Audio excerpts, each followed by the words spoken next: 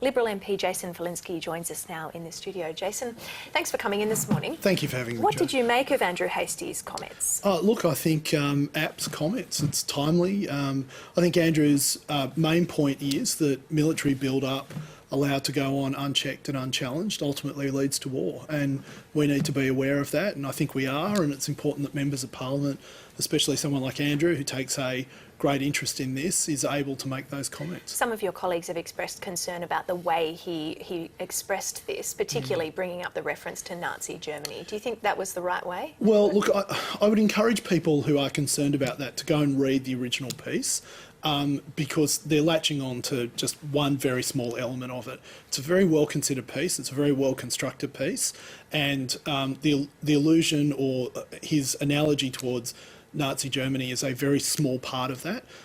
It's a very well-constructed piece, in fact, and I highly encourage it. To be fair to him, I think there has been a lot of misreporting about this. He's not saying that China is morally similar to Nazi Germany. He's criticising the naivete of the West in the 30s and 40s. So he says, and I can quote directly from his piece, the West once believed that economic liberalisation would naturally lead to democratisation in China. This was our Maginot Line, referring to the Second World War, and he says that this idea that liberalisation is automatically going to keep us safe and lead to democratisation is as naive as the idea that you were going to be able to win the Second World War essentially without fighting it. So just to give him credit about what he actually said. Now, that being said, is it not a little bit, I suppose, politically undiplomatic to be talking in this way about the inevitability of conflict with our most important regional ally?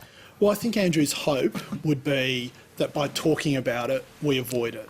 By shifting the debate from let's be clear-eyed about what's happening in other parts of the world, not just China, but other parts of the world, so that when we are responding to it, we're not responding to it like it's all rainbows and unicorns and, you know, if we just ignore this, eventually it'll be okay. That is not to say that he's predicting war. He's just saying we need to be very aware of what is occurring and we need to be clear-eyed about it. And look, that's the role of parliamentarians to do that. And I think it was actually a very important piece. Despite what his intention was, China has come out strongly against these comments and said they were detrimental to the relationship. Is there a concern there? Well, absolutely. There's a concern that, well, let me put it differently. I think that our role as members of Parliament is to actually explore these issues. You're obviously going to get pushback from other people. That's the role that debate plays. If one of the important things that democracy has, in particularly parliamentary democracies, is that we can discuss ideas openly, and that in that contest you get a better idea and a better synthesis of what's happening and how to respond to different One thing I just want to quote from the Chinese embassy, their statement that they released on Thursday said, "We strongly deplore the Australian federal MP Andrew Hastie's rhetoric on China threat, which lays bare his Cold War mentality and ideological bias." Do you have an ideological bias towards democracy and freedom? I do, yes. Do you have an ideological bias? Hey, don't try dragging me into this. I'm not asking questions, Jason. Fair enough. Well, I think we should all have an ideological bias towards liberal freedoms in our country and in the West, because that's what has, you know, made our society so prosperous and so good for so many people. Let's move on to another topic, the High Court decision that a public servant could be sacked from the Department of Immigration for writing tweets that were critical of government policy, and the High Court has said that that is justified. Are you concerned at all about that ruling? Well, I'm not. I think it's probably better represented as this particular person who I won't name and has also written one critical tweet of myself. You know, they issued 60,000 tweets. What the High Court has said is we all have, and I think Celia Hammond really, in her first speech, the member for Pearce, captured on this, which is we all want to maximise our personal freedoms, but we have to be conscious that they're in conflict with freedoms of others. And that's what parliaments do, that's what liberal democracies do in terms of working out that conflict. And what the High Court's basically said is we all have obligations to our employers, just as they have obligations to us. And one of them is not to use information in the course of your employment to undermine and criticise what they're trying to do. This wasn't whistleblowing. This wasn't, Woodward and Bernstein stuff.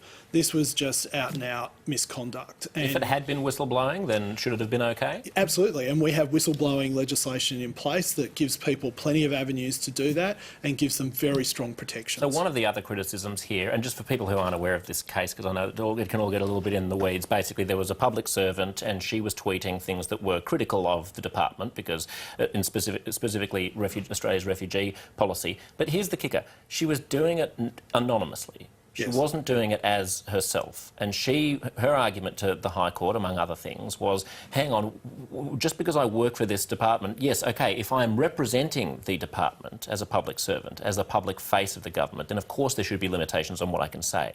But in my personal, private life that is carved out from my public persona and from my job, why don't I have the freedom to anonymously comment in a critical way on the actions of my employer? Surely you, as a small L liberal, a moderate person who believes in freedom of speech, would respect that boundary between your professional life and your personal life. And that's absolutely a fair point. And maybe some of those 60,000 tweets did fall into that category, but a lot of them didn't. Well, they were all anonymous.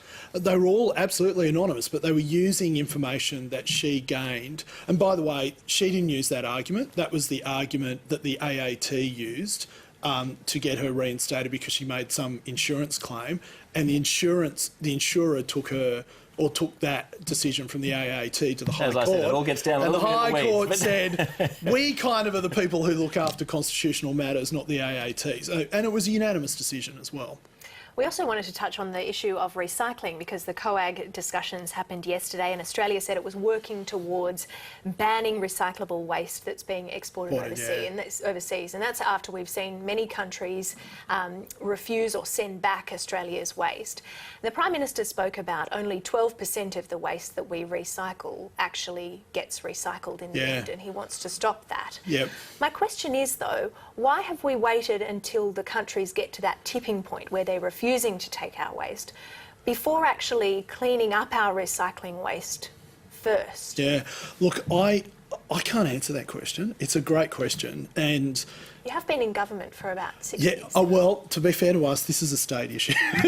Yes, but let's blame the states. But this is what the Prime Minister said yesterday. That he said that it was an issue with the You're going to only quote the Prime Minister against me. That is only awful. You can't do that to me. was being recycled. Yeah, well, so a lot of people don't realise that when they carefully sort their rubbish out, I heard it was higher than that, but 88% of that ends up in landfill.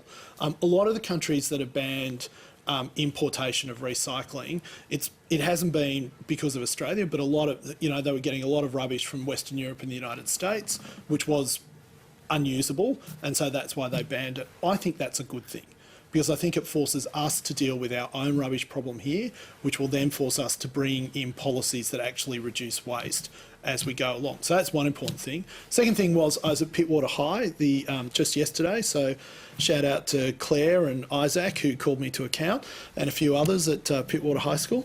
And they are actually instituting huge numbers of recycling projects at the moment. There was a project that the War on Waste went down to look at in Nowra or Berry, I think, where the school is putting together almost a fully encompassed recycling program. So those sorts of things become worthwhile doing and putting energy into when we actually have to deal with the issue here in Australia and not export it to other nations. I mean, that's all very nice as long as you have faith that the things that go into the recycling actually do end up getting recycled. But isn't this fundamentally sort of a crisis of, I suppose, faith? I mean, this past week I forgot to put my rubbish out, and it was one of those moments where you hear the truck going down the street and you're running outside in your underwear. I didn't manage to get it, so now Did we get this on video?